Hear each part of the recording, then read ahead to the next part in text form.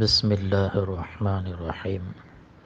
கண்ணியத்திற்கும் பெருமதிப்பிற்கும் அன்பிற்கும் உரிய அன்பு தோழர்களே, சாத்திகளே, நமது தாவத்து தபலீக் ஜமாஅத்துடைய வேலையின் மூத்த முன்னோடிகளான ஒருவர் ஹதரத் மௌலானா மௌலவி மர்ஹூம் முஹம்மது யாக்கூப் சாஹிப் ரஹ்மத்துல்லாஹி அலைஹி அவர்கள் கொடுத்த வாக்குமூலத்தின் கடிதத்தை உங்களுக்கு முன்னால் தமிழில் தருகிறோம். நிசாமுத்தீனில் அடியேன் ஏறக்குறைய 15 வருடம் ஹஸ்ரத்ஜி மௌலானா முஹம்மது யூசுப் சாப் ரஹ்மத்துல்லாஹி அலைஹி அவர்களுடனும், அதற்கு பிறகு ஏறக்குறைய 30 வருடம் ஹஸ்ரத்ஜி இன்ஆமுல் ஹசன் சாஹிப் ரஹ்மஹுல்லாஹ் அன்ஹு அவர்களுடனும் இருந்துள்ளேன்.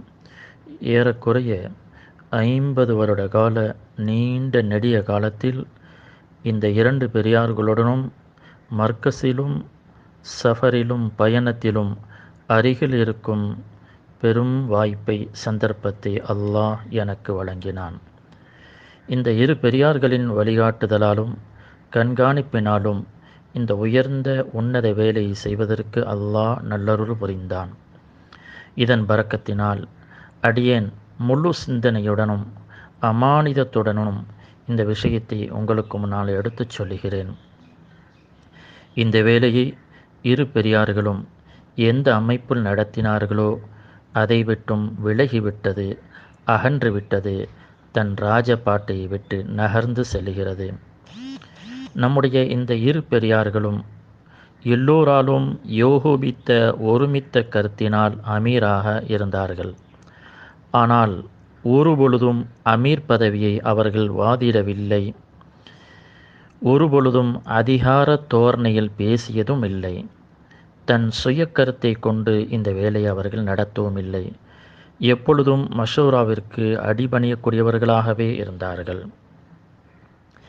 ஏதேனும் விஷயத்தை உசூலை நடைமுறைப்படுத்த நாடினால் தன் உடன் இருப்பவர்களின் ஒன்றுபட்ட ஒருமித்த கருத்திற்கு பின்பே நடைமுறைப்படுத்துவார்கள். அமீரானதற்கு பின்பும் இதே நிலைதான் நீடித்தது. ஆனால் இன்று விஷயம் தலைகீழாக மாறிவிட்டது. அமீர் பொறுப்பை வேண்டப்படுகிறது, கேட்கப்படுகிறது. எவர் பேச்சை கேட்கவில்லையோ அவரை நிர்பந்தித்து ஏற்றுக்கொள்ள செய்வதற்குரிய வழிகள் கையாளப்படுகிறது. இதன் முடிவாக நிசாமுத்தீனில் திட்டுதல், வசைபாடுதல், கூச்சல், குழப்பம், அடி உதை என்ற நிலை வரை சென்றுவிட்டது. நிசாமுத்தீனில் எந்த உம்மத்தின் ஃபிக்ர், இஸ்லாஹ், இன்னும் ஆஹிராவின் கவலை உண்டாக்கப்பட்டதோ அந்த நிலைமைக்கு மாற்றமாக தற்போது புறம்பேசுதல், இட்டுக்கட்டுதல், வேலையை சரியான அமைப்பில் செய்யக்கூடியவர்களை தரம் தாழ்த்தி ஒதுக்கப்படக்கூடிய, ஓரங்கட்டப்படக்கூடிய வழிகள் கையாளப்படுகிறது. மர்கஸிற்கு வந்து மக்கள் நேர்வழி அடைவதற்கு பகரமாக வழிகேட்டின் பக்கம் செல்லக்கூடிய அவல நிலை தென்படுகிறது. இதனால் வேலையின் ருஹானியத் உயிரோட்டம் சென்றுவிட்டது. இன்னும் இந்த இடம் தன் இஸ்லாஹ், ஆஹிராவின் ஃபிக்ர், உம்மத்தின் கவலையை பெறக்கூடியதாக இருந்ததோ அதை விட்டும் தூரமாகி செல்கிறது. இன்னும் தன் மனோ இச்சையை பூர்த்தி செய்யக்கூடிய இடமாக மாறிவிட்டது.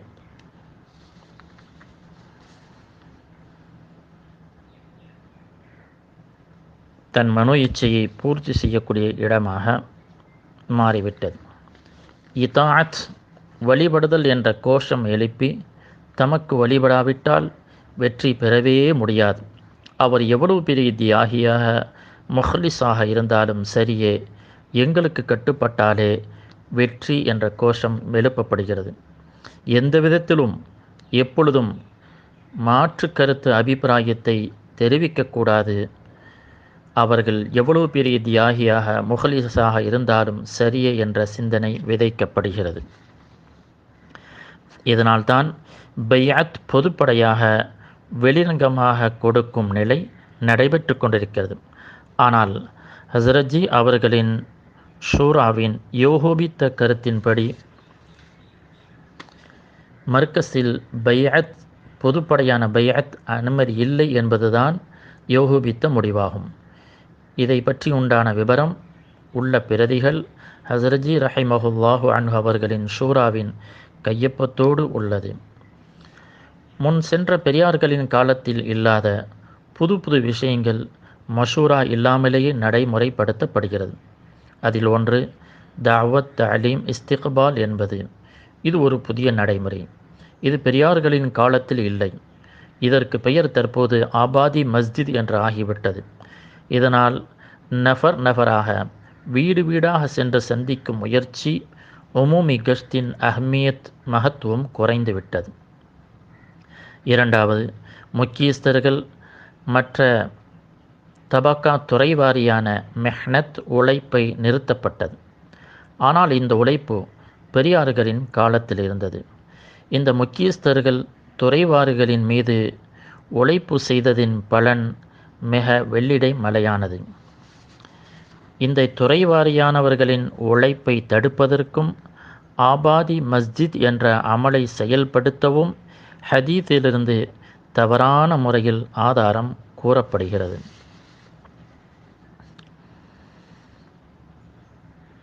மூன்றாவது, முன்தகப் அஹாதீஸ். மௌலானா முஹம்மது யூசுப் சாப் ரஹிமஹுல்லாஹு அன்ஹு அவர்கள் இது சம்பந்தமாக ஒரு பொழுதும் சமிக்கையாகவோ சாடை மாடையாகவோ இதற்குண்டான கருத்தை கூறவே இல்லை. அமல்களின் சிறப்பை கொஞ்சம் கொஞ்சமாக நிறுத்தி அதன் இடத்தில் முன்தகப் அஹாதீஸை கொண்டு வர பெரும் முயற்சி செய்யப்படுகிறது. நான்காவது, பெண்களின் 5 அமல். இவ்வாறு புது புது நடைமுறைகளை உண்டாக்கி வேலை செய்யும் சாத்திகளின் சிந்தனைகளை குழப்பத்தில் ஆழ்த்தப்படுகிறது.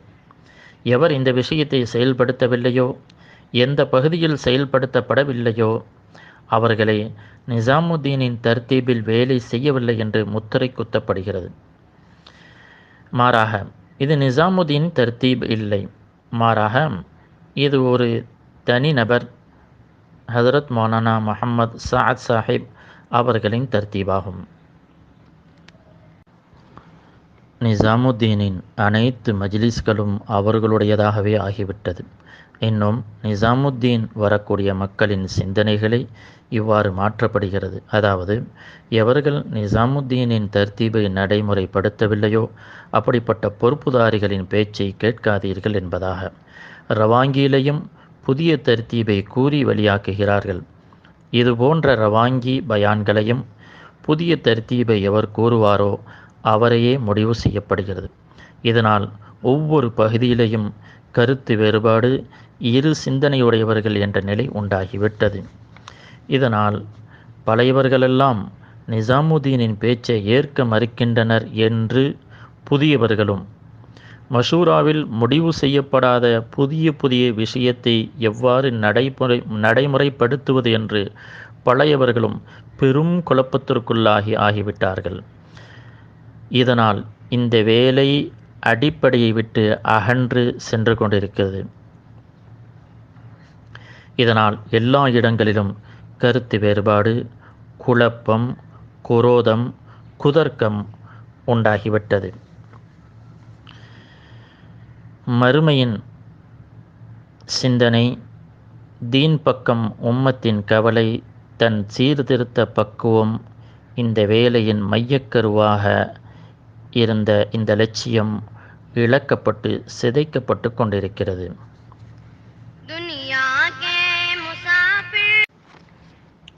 பெரியார்களின் சகவாசத்தை தோழமை பெறாத சிலரால் மௌலானா சாத் அவர்கள் சூழப்பட்டுள்ளார்கள். அவர்கள் தனது சுயலாபத்திற்காக மௌலானா சாத் அவர்களின் எல்லா விஷயத்தையும் பாராட்டுகிறார்கள், ஊக்கப்படுத்துகிறார்கள். மௌலானா சாத் அவர்கள் தாவத்துறை வேலையை விளங்கியதை போன்று முன்னுள்ளவர்களிலும் தற்போது உள்ளவர்களிலும் யாருமே சரியாக விளங்கவில்லை என்ற ஒரு தவறான மாயையில் மூழ்கியுள்ளார்கள்.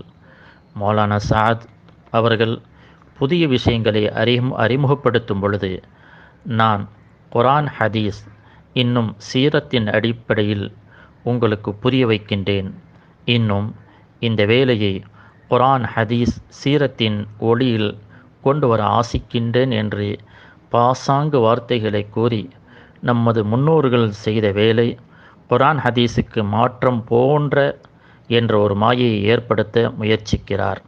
நமது முன்னோர்கள் வேலையை குர்ஆன் ஹதீஸின் ஆதார அடிப்படையில் சொல்லவில்லையா? அவர் தனது பயானில் எந்த சலனமுமின்றி குறை கூறுவது, குத்தி பேசுவது, கேவலப்படுத்துவது, ஏளனம் செய்வது, அதிகார தோரணையில் பேசுவது, தனது சொந்த ஆய்வான புதிய புதிய விளக்கத்தை கூறுவது வாடிக்கையாக ஆகிவிட்டது. இது நமது முன்னோர்களின் போங்குக்கு நேர் முரணானது. தினமும் ஏதேனும் ஒரு சர்ச்சையை கிளப்பி அரங்கேற்றப்படுகிறது.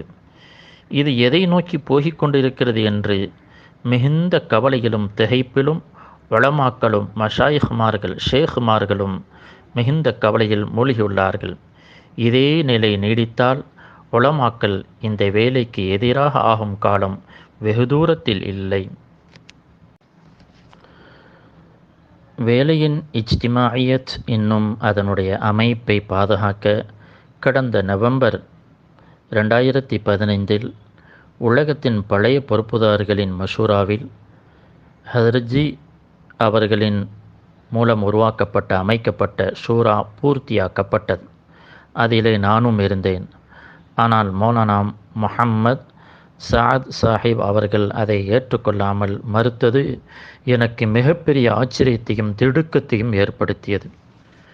துனியாவில் எந்த தீனுடைய துறையை சார்ந்த விஷயங்களும் எந்த மார்க்க நிறுவனங்களும் ஷூராவின் தலைமையில் கண்காணிப்பில் வழிகாட்டுதலில் இல்லாமல் நடக்கவில்லை, நடக்கவும் முடியாது. அப்படி இருக்க உம்மத்துடைய மிகப்பெரிய இந்த வேலையை ஒரு தனி நபரிடத்தில் ஒப்படைத்து அவர் தன் மனதிற்கு பொருத்தமானதை தன் மனோ இச்சைகளுக்கும் தோதுவாக நடத்தாட்டுவது அபாயகரமான விளைவுகளை உண்டாக்கும். ஏனெனில் எந்த மனிதனும் தன் இயற்கையான பலகீனம் மற்றும் நப்சின் அழுக்குகளிலிருந்து நீங்கியவர் இல்லை. இந்த கருத்தை முன்வைத்துத்தான் மௌலானா முஹம்மத் இலியாஸ் சாப் ரஹிமஹுல்லாஹு அன்ஹு அவர்கள் கூறக்கூடியவர்களாக இருந்தார்கள். வரக்கூடிய காலங்களில் இந்த வேலையை ஒரு ஷூராவின் கண்காணிப்பிலேயே நடக்க வேண்டும். நூல் மகாதீபே மௌலானா இலியாஸ் ரஹிமஹுல்லா, ஆசிரியர் அபுல் ஹசன் அலி அந்நதிவி ரஹிமஹுல்லா. நான் இந்த கடிதத்தை அல்லாஹுவின் கேள்வி கணக்குக்கு பயந்து எழுதுகின்றேன்.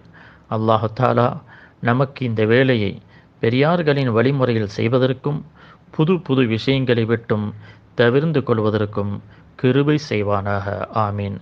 அடியேன் முஹம்மத் யாக்கூப் சாஹிப், ஆகஸ்ட் 27, 2016, துல்காதா 23, 1437. அஸ்ஸலாமு அலைக்கும் வரஹ்மத்துல்லாஹி.